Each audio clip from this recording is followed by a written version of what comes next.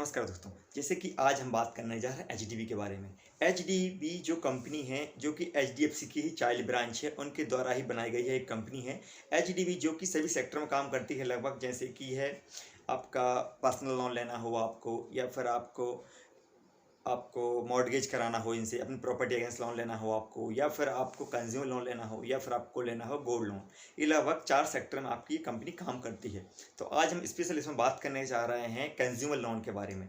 Consumer loan finance कराने के लिए लगभग यह ऑल इंडिया सर्विस प्रोवाइड करते हैं। लगभग बड़ी सभी सिटी में इसके अवेलेबल है इनके ऑफिस, और लगभग जो भी इलेक्ट्रॉनिक शॉप होती है वहाँ पर ये लोग फाइनेंस करते हैं। तो वहाँ पे इनके एग्जीक्यूटिव होते हैं, वो कि आपकी फाइनेंस कर सकते हैं आपको कोई भी इलेक्ट्रॉनिक प्रोडक्ट्स। तो आपको इसके लिए करना क्या होगा, आपके इसके लिए लगभग आपकी एज जो होनी चाहिए 21 प्लस हो, 22 के समथिंग हो।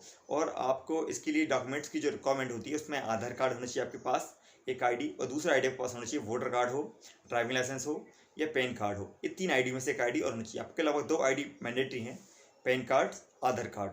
तो आधार कार्ड एज एड्रेस प्रूफ, और आपका एक आईडी प्रूफ होता है जो कि वोटर कार्ड भी हो सकता है, पैन कार्ड भी हो सकता है, या फिर आपका ड्राइविंग लाइसेंस भी हो सकता है।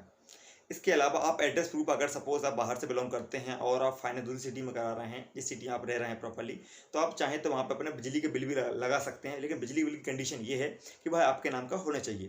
तो दूसरी एक और चीज़ हो सकती है एड्रेस प्रूफ में, वो थर्ड चीज़ होती है आपका बैंक पासबुक। बैंक पासबुक जो हो आपकी उसी एड्रेस पे हो जहाँ पे आप अभी रह रहे हों, और लगभग 3 मंथ की बैंक पासबुक अपडेट हो, और दूसरा वह बैंक का उसमें सील साइन वगैरह लगे हों, और वेरीफाई हो, उसमें आपकी फ़ोटो भी लगा होना चाहिए, तभी वह बैंक पासबुक आपकी मानी जाएगी एड्रेस प्रूफ के रूप में। तो ठीक है दोस्तों, फाइनेंस कराने के लिए आपको ये सब डॉक्यूमेंट्स मैंडेटरी लगते हैं। इसके अलावा कुछ बैंकें भी इनको दी हुई हैं, जो कि बैंकें वेरीफाई हैं, जिनसे कि आपको चेक लगाना मैंडेटरी नहीं होगा। जैसे कि एसबीआई हो, एक्सिस बैंक हो, पीएनबी हो, इलाहाबाद बैंक हो, कैनरा बैंक हो, आपके एक्सिस बैंक हो, आईसीआई बैंक वगैरह हो। काफ़ी बैंक हैं, लगभग 17 ब्रांच हैं जो कि इनसे टाई अप है, जिनमें कि आपको चेक लगाना आवश्यक नहीं है। इसके अलावा दूसरी कोई बैंक होती हैं, जैसे सिंडिकेट बैंक वगैरह है, या यूको बैंक वगैरह है, उनमें शायद आपको चेक मांग सकते हैं ये लोग। तो आपके पास आप लगभग चेकबुक है, तो आप चेकबुक लेके जरूर चलें, जिससे कि आपको फाइनेंस कराने में दिक्कत ना हो। तो घर से निकलते टाइम आपको बेसिक डॉक्यूमेंट्स का ध्यान रखना है। आपका Aadhaar card, PAN card, voter card हो तो वोटर कार्ड, और बैंक पासबुक और चेकबुक, ये सब लेके चलें। हो सकता है 2-3 डॉक्यूमेंट्स आपका काम हो जाए, बट अगर आपके पास है तो आप लेके सभी डॉक्यूमेंट्स चल सकते हैं घर से। तो इसके साथ इसकी फाइनेंस की प्रोसेस क्या है, क्या सिविल मांगते हैं ये लोग। तो दोस्तों अभी आपके लिए गोल्डन चांस चल रहा है, लगभग सभी के लोग फाइनेंस करते हैं। बस कंडीशन ये है कि आपका सिविल या तो 700 के समथिंग हो, आपने पहले कुछ फाइनेंस कराया हो तो उसका रिकॉर्ड ठीक ठाक हो, या फिर आप बिल्कुल फर्स्ट बार ही फाइनेंस कराने चाह रहे हो, बिल्कुल फर्स्ट बार। जैसे कि आपने पहले कुछ फाइनेंस नहीं कराया हो तो भी आप इनसे इजीली फाइनेंस करा सकते हैं। तो आपको अभी कोई सरोगेट की कोई आवश्यकता नहीं। आप जैसे ही आप किसी भी इलेक्ट्रॉनिक शॉप पे जाते हैं, वहाँ पे आपको एचडीबी का एक एग्जीक्यूटिव मिल जाएगा। तो आप वहाँ बोल सकते हैं कि सर मुझे एचडीबी बैंक से प्रोडक्ट फाइनेंस कराना है, उसके लिए क्या क्या डॉक्यूमेंट्स लगेंगे। तो वो आपको बता देगा कि सर आपको क्या फाइनेंस कराना है। आपने बोला मुझे सपोज मोबाइल फाइनेंस कराना है, या फिर टीवी फाइनेंस करानी है। तो जैसे ही वो बोलते हैं ये प्रोडक्ट फाइनेंस कराना है, तो आपसे पूछेंगे आपके पास आधार कार्ड है, उसके अलावा आपका वोटर कार्ड है, पैन कार्ड है, जो सब आईडी आपसे पूछेंगे। उसके अलावा आपसे बैंक की जानकारी पूछेंगे, और शायद आपसे पूछ सकते हैं कि आपने पहले कुछ फाइनेंस कराया या नहीं कराया, तो ये सब बताएंगे। उसके अलावा ये पूछते हैं कि सर अगर जो आप प्रोडक्ट पसंद कर लीजिए, पहले क्या प्रोडक्ट लेना चाहते हैं आप, तो आपने सब प्रोडक्ट पसंद कर लिया, आप मोबाइल ले रहे हैं। तो मोबाइल लेते टाइम आपको कुछ बताएंगे ये कि ये जो मोबाइल आप ले रहे हैं, तो आपको बता दी जाएगी मोबाइल की कॉस्ट लगभग 10 से 12 हज़ार, जो भी कॉस्ट हो मोबाइल की। उसके बाद आपका ये लोग सिविल चेक करेंगे। आपका सिविल चेक होके आता है कि आपका सिविल जैसे कि आता है -1। जैसे कि जिस कस्टमर ने पहले कभी कुछ भी फाइनेंस नहीं कराया होता है, उसका सिविल दोस्तों -1 कहलाता है। और जिसने पहले फाइनेंस कराया होता है, सभी ईएमआई टाइम पे दी होती हैं, तो उसके सिविल 720, 750, 780 के लगभग हो सकता है। या फिर जिसने कभी डिफ़ॉल्ट किया है, कभी ईएमआई टाइम पे जमा नहीं किया, उसके सिविल 350 से बीच में 500, 600, 650 तक भी हो सकता है, 700 के आसपास भी हो सकता है। तो आपका सिविल निकल के आता है -1। तब आपको बोलते हैं एग्जीक्यूटिव कि सर आपका प्रोडक्ट फाइनेंस हो जाएगा, बट आपको इसमें कुछ अमाउंट जमा करना होगा। उस टाइम पे कुछ कंडीशन होती हैं, कुछ ईएमआई की कुछ स्कीम होती हैं, जैसे 10-2 की स्कीम होती है, 10-3 की स्कीम होती है, ऐसी कुछ स्कीम होती हैं जो आपको बताई जाएगी। आपके डिपेंड करता है सिविल के ऊपर, या फिर आप जो प्रोडक्ट ले रहे हैं उसके ऊपर, सब में अलग अलग स्कीम होती है। तो आपको ये बताया जाएगा। अगर आपका सिविल बहुत ही अच्छा है तो हो सकता है आपको 6-0 की स्कीम मिल जाए आपको, या 7-0 स्कीम मिल जाए आपको। जो भी स्कीम होती हैं अवेलेबल होगी वो आपको बता दी जाएंगी। जो आप समझ लीजिए कि मुझे कौन सी मिली अच्छी है, कौन सा मिली ज़रूर सही रहेगा।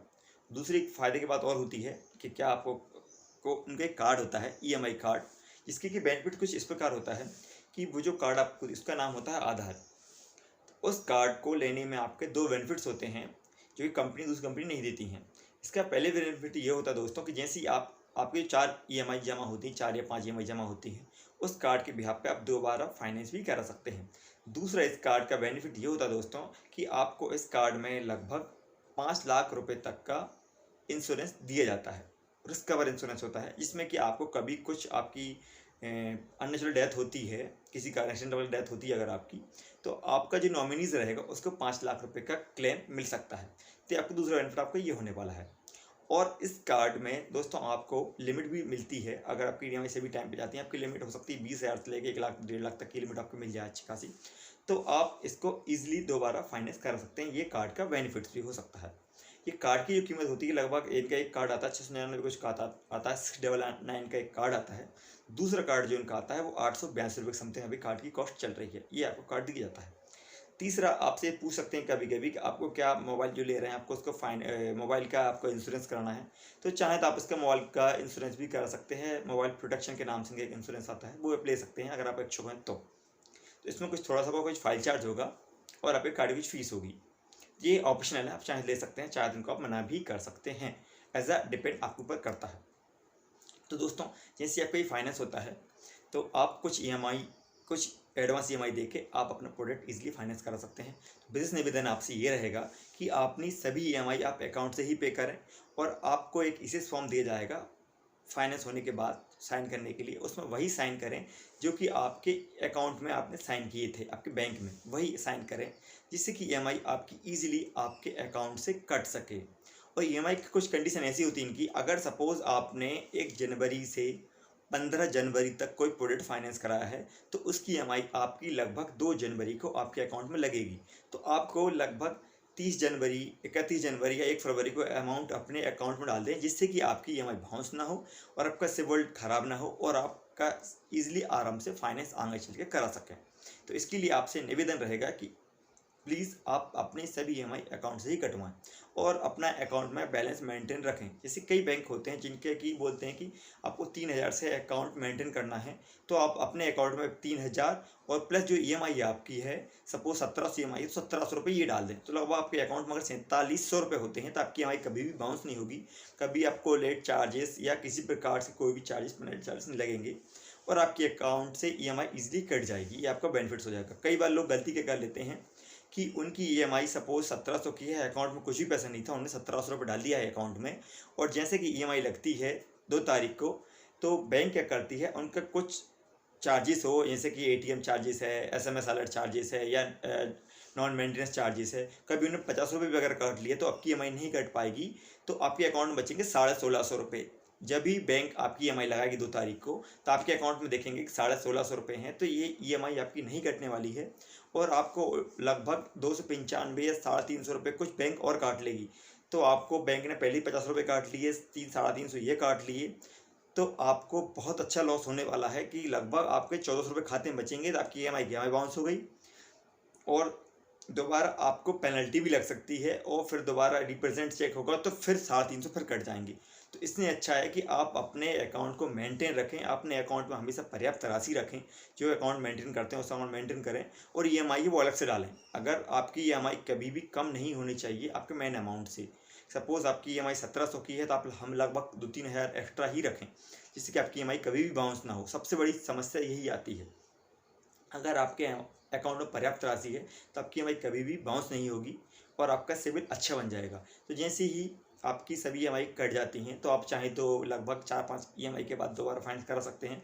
मैं सबसे मैं निवेदन करूंगा कि लगभग सभी ईएमआई के बाद ही आप दोबारा फाइनेंस कराएं, जिससे कि आपका सिबिल अच्छा जनरेट हो जाएगा और आपको उस कार्ड का जो आपको दिएगा उसके बेनिफिट आप ले सकते हैं। और दूसरा बेनिफिट ये है दोस्तों एचडी बैंक का कि आप इनसे पर्सनल लोन लेने के लिए एलिजिबल बन जाते हैं। अगर आपकी सभी ईएमआई टाइम पे जमा होती हैं तो आपको पर्सनल लोन के ऑफर आते हैं, जो कि बहुत अच्छा ऑफर होता है, जिसमें कि आपको अनसिक्योर लोन दिया जाता है, जिसमें कि आपसे शायद 1 या 2 चेक लेंगे ये लोग और आपका केवाईसी आधार कार्ड पैन कार्ड के बिहाफ पे आपको पर्सनल लोन प्रोवाइड कर दिया जाता है। लगभग 50,000 रुपये से लेकर शायद 2-2.5 लाख रुपये तक मिल जाता है, जिसमें आपको किसी प्रकार से कोई भी सिक्योरिटी देने की आवश्यकता नहीं है, ना किसी की गारंटी देने की आवश्यकता है।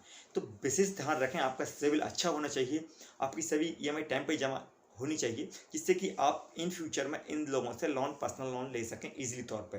बाकी बैंक दोस्तों कोई सी भी ख़राब नहीं होती है, कभी हमारी छोटी सी गलती के कारण ही हम इनके चंगुल में फंस जाते हैं, और एक गलती ज़रा सी जो भी होती है वो हमारी ही होती है, ना कि इन लोगों की।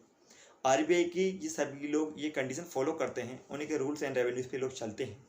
बस कभी जब भी हमसे गलती हो सकती है तो विशेष ध्यान रखें, अपनी सभी हमारे अकाउंट से कटवाएं, तो कभी किसी भी समस्या का आपको सामना ना करना पड़े। तो आशा करता हूँ मेरे द्वारा बनाए गए वीडियो को पसंद आएगा दोस्तों। प्लीज़ इस चैनल को सब्सक्राइब और लाइक ज़रूर करें, और बेल आइकन को जरूर दबा दें, जिससे कि आपको हमारे आने वाली वीडियो आप तक पहुँच सके, आप तक नोटिफिकेशन पहुँच सके। तो दोस्तों इसे आप बता लेता हूँ। धन्यवाद।